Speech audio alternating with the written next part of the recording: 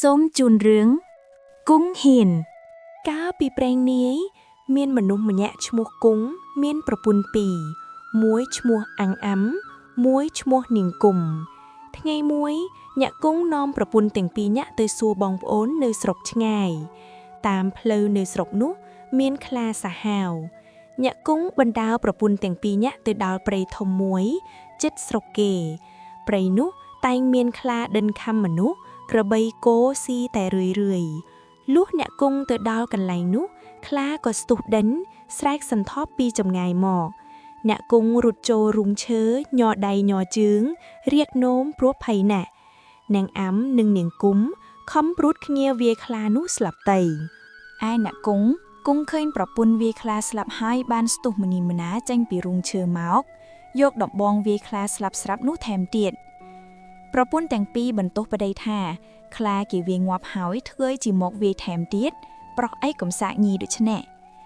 អ្នកគង់ជេរបំពេញទៅប្រពន្ធថាមិនដែលមានស្រីណាវាយខ្លាស្លាប់ទេមានតែប្រុសទើបហ៊ានវាយខ្លាទាល់តែស្លាប់ហើយអ្នកគង់ក៏បានបោចវលេចងខ្លានោះនាំប្រពន្ធសែងចូលទៅក្នុងស្រុកអស់អ្នកស្រុកឃើញអ្នកគង់សែងខ្លាមកគេបបួលគ្នាទៅមើលពាសពេញហើយគេសួរថាឯងធ្វើដូចម្ដេចបានជាបានខ្លានេះត្បិតខ្លានេះសាហាវណាស់វាតែងតែខំមនុស្សម្នាក្របីគោស៊ីច្រើនណាស់ហើយប្រពន្ធអ្នកគង់ក៏និយាយប្រាប់អ្នកស្រុកថាអ្នកគង់គាត់ឃើញខ្លាវិបោនមកគាត់រត់ចូលក្នុងរូងឈើខ្ញុំពីរនាក់ជាស្រីព្រួតគ្នាវាយខ្លាទាល់តែស្លាប់អ្នកគង់ឮប្រពន្ធនិយាយប្រាប់គេដូច្នោះក៏បញ្ចោរំលោភទៅលើប្រពន្ធថា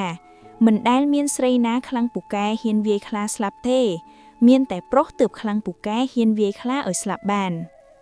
អ្នកគង់ក៏អួតប្រាប់អ្នកស្រុកថាកាលដែលខ្លាវាស្ទុកមកនឹងខំដូច្នេះខ្ញុំដាក់ស្នៀតគុណដូច្នេះបានជាវាយវាបានហើយអ្នកគង់ធ្វើជាលោតគុណវាយខ្លាឲ្យអ្នកស្រុកមើលឯអស់អ្នកស្រុកកោតខ្លាចអ្នកគង់រាល់គ្នាហើយឲ្យឈ្មោះថាគង់ហ៊ានតាំងពីថ្ងៃនោះមកឮល្បីឈ្មោះគង់ហ៊ានជាអ្នកពូកែចេះគុណវាយខ្លាស្លាប់រឿងនេះជ្រាបដល់ស្ដេចក៏ឲ្យយកទៅចិញ្ចឹមធ្វើជាសេនាសម្រាប់ច្បាំងសង្គ្រាមលុះយូរបន្តិចទៅជួនជាមានសឹកគេលើកមកច្បាំងយកនគរស្ដេចទ្រង់ប្រាគង់ហ៊ានឲ្យតែច្បាំងគង់ហ៊ានលើស្ដេចទ្រង់ប្រាឲ្យតែជួយច្បាំងសឹកដូច្នោះភ័យណាស់ពុំដឹងបើគិតដូចម្ដេចនឹងមិនទៅច្បាំងមិនបានត្បិតស្ដេចទ្រង់ប្រាវហើយខ្លួនបានទាំងល្បីឈ្មោះជាអ្នកខ្លាំងពូកែខំត្រឡប់មកវិញដេកសន្ធឹកសន្ថៃអត់បាយប្រពន្ធទាំងពីរញាក់ចូលទៅសួរថាម្ដេចបានជាញាក់ដេកអត់បាយដូច្នេះមានបាវហេតុភេទអ្វីប្រការដូចម្ដេចគង់ហ៊ានប្រាប់ថាត្បិតស្ដេចទ្រង់ប្រែបងឲ្យតែច្បាំងសឹកឥឡូវនេះបងខ្លាចសឹកនោះណាស់មិនដឹងបើគិតដូចម្ដេចទេប្រពន្ធឆ្លើយឡើងថាអ្នកកុំព្រួយចិត្តធានាលើខ្ញុំទាំងអស់អ្នកក្រោកឡើងពីសាបាយឲ្យឆ្អែតងូតទឹកឲ្យស្រួលខ្លួនចុះគង់ហ៊ានឮប្រពន្ធលួញលោមដូច្នោះបានធូរក្នុងចិត្តក្រោកឡើងងូតទឹកស៊ីបាយរៀបគ្រឿងប្រដាប់ទៅច្បាំងលុះរៀបរួចហើយដល់បានពេលល្អក៏ចូលទៅក្រាបបង្គំលាស្ដេចចេញទៅច្បាំងយកទាំងប្រពន្ធទៅផងគង់ហ៊ានជីខាងក្បាលដំរីប្រពន្ធជីខាងក្រោយមានរេពុលហែហោមអមមុខក្រោយជីក្បួនតបត្រៀបត្រាពាសពេញលុះជីតែជាខ្មាំងសត្រូវមើលឃើញច្បាស់ប្រកបគង់ហ៊ានភ័យណាស់លេចអាកលេចនោមញ័រដៃជើងដូចគេអង្រួនក្បាលដំឡីឯដំរីគិតស្មានថាគេអង្រួនឲ្យខ្លួនបោលចូលក៏ចេះតែបោលសម្រុកចូលទៅមុនរេពុលទាំងអស់គ្មាននរណាតាមទាន់ឯខ្មាំងសត្រូវឃើញគង់ហ៊ានបំបោដំរីចូលដូច្នោះគិតស្មានថាមេតបនេះពូកែណាស់ក៏បាក់តបចាញ់រត់យកតែព្រះអាយុដោយខ្លួនទៅគង់ហ៊ាវឃើញខ្មាំងរត់ទៅអស់ក៏ធ្វើជាអួតក្អែងក្អាងឲ្យអស់នាមឿននិងរេពុលកោតខ្លាចអស់នាមឿនឃើញគង់ហ៊ានលេចអាចដាក់ក្បាលដំរីស្អុយពៀពេញដូច្នេះគេសួរថាលោកមេតបធ្វើក៏លេចលីមុខដូច្នេះគង់ហ៊ានឆ្លើយឡើងថាបើកំពុងតែច្បាំងនឹងសត្រូវហើយឈឺផ្ទៃនឹងចុះទៅដោះទុកសัตว์ឯណាបានមានតែដោះទុកសัตว์លើក្បាលដំរីដូច្នេះឯងបើរវល់តែដោះទុកសัตว์ខ្មាំងវាមិនកាប់ស្លាប់អឹតអំពើទៅហើយឬអស់នាមឿននិងរេពុលឬគង់ហ៊ាននេះដូច្នោះអ្នកខ្លះមានប្រាជ្ញាគេដឹងថាគង់ហ៊ានខ្លាចអ្នកខ្លះមិនសូវមានប្រាជ្ញាក៏កោតខ្លាចគង់ហ៊ានណាស់ឯគង់ហ៊ានបានឈ្នះតបត្រឡប់ចូលមកក្នុងនគរវិញហើយចូលទៅក្រាបថ្វាយបង្គំស្ដេចទ្រង់ជ្រាបថាគង់ហ៊ានទៅច្បាំងឈ្នះដេញខ្មាំងរត់ខ្ចាត់ខ្ចាយអស់ទៅទ្រង់ត្រេកអរណាស់ ទ្រង់ព្រះរាជទានយសស្លាដីជានិមឿនធំហើយព្រះរាជទានព្រះរាជទ្រព្យគ្រឿងបណ្ណាការជាច្រើនតាំងអំពីថ្ងៃនោះមកគង់ហ៊ានរឹតតែអួតខ្លាំងពូកែក្អេងក្អាងឡើងទៀតលុះក្រោយមកទៀតមានក្រពើសាហាវមួយចេះតែដេញខំអស់មនុស្សម្នាអ្នកឈ្មួញជួញលុកដូរដើររកស៊ីខាងជើងទឹកជើងកំពុងគេខ្លាចរអាគ្រប់គ្នាមិនមានអ្នកណាហ៊ានចុះមុជទឹកឬដើរងួតសោះអស់រាសលំបាកចិត្តណាស់រឿងនោះក៏ជ្រាបទៅដល់ស្ដេចទ្រង់ត្រាស់ប្រាឲ្យគង់ហ៊ានទៅចាប់ក្រពើឯគង់ហ៊ានឮព្រះបន្ទូលដូច្នោះនឹកភ័យណាស់ប៉ុន្តែមិនហ៊ានទៅតឹងព្រះបន្ទូលក៏ទទួយថានឹងយកអាសាសូមទ្រង់កុំព្រួយព្រះរាជហឫទ័យគង់ហ៊ានត្រឡប់មកដល់ផ្ទះនិយាយនឹងប្រពន្ធថាកេះអើយឥឡូវនេះស្ដេចទ្រង់ប្រើយើងឲ្យទៅចាប់ក្រពើក្នុងទន្លេត្បិតក្រពើសាហាវណាស់ម្ដងនេះឃើញជាមិនរួចខ្លួនទេមុខជាក្រពើខំស្លាប់មិនខាន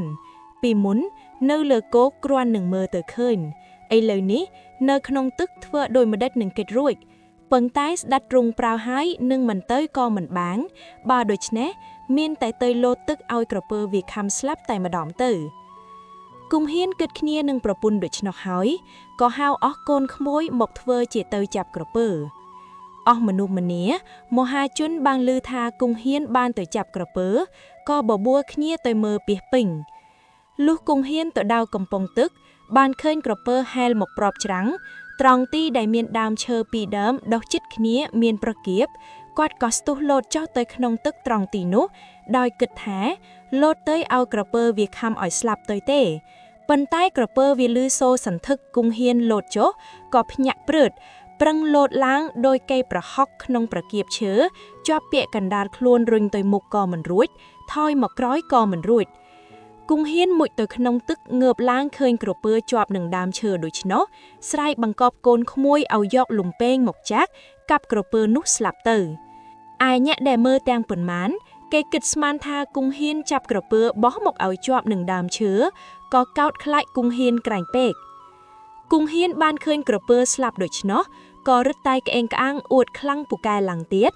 ហើយចូលទៅក្រាបទូលស្ដេចតាមខ្លួនបានចាប់ក្រពើចោលឲ្យឡើងមកលើគោកស្ដេចក៏ទ្រង់ស័ព្ទព្រះរាជហឫទ័យប្រោសព្រះរាជទានយសសក្ខីឲ្យគង់ហ៊ានឡើងជាធំលើកពីមុនទៀតហើយទ្រង់ព្រះរាជទានទាំងអំណាចទាំងរង្វាន់ជាច្រើនគង់ហ៊ានបានឃើញក្រពើស្លាប់ដូច្នោះក៏រឹតតែក្អេងក្អាងអួតខ្លាំងពូកែឡើងទៀតហើយចូលទៅក្រាបទូលស្ដេចតាមខ្លួនបានចាប់ក្រពើចោលឡើងមកលើគោកស្ដេចក៏ទ្រង់សព្វព្រះរាជហឫទ័យប្រោសព្រះរាជទានយសសក្ខីឲ្យគង់ហ៊ានឡើងជាធំលើកពីមុនទៀតហើយទ្រង់ព្រះរាជទានទាំងអំណាចទាំងរង្វាន់ជាច្រើនសូមអរគុណពុកម៉ែបងប្អូនដែលតាមដានរឿងនេះដល់ចប់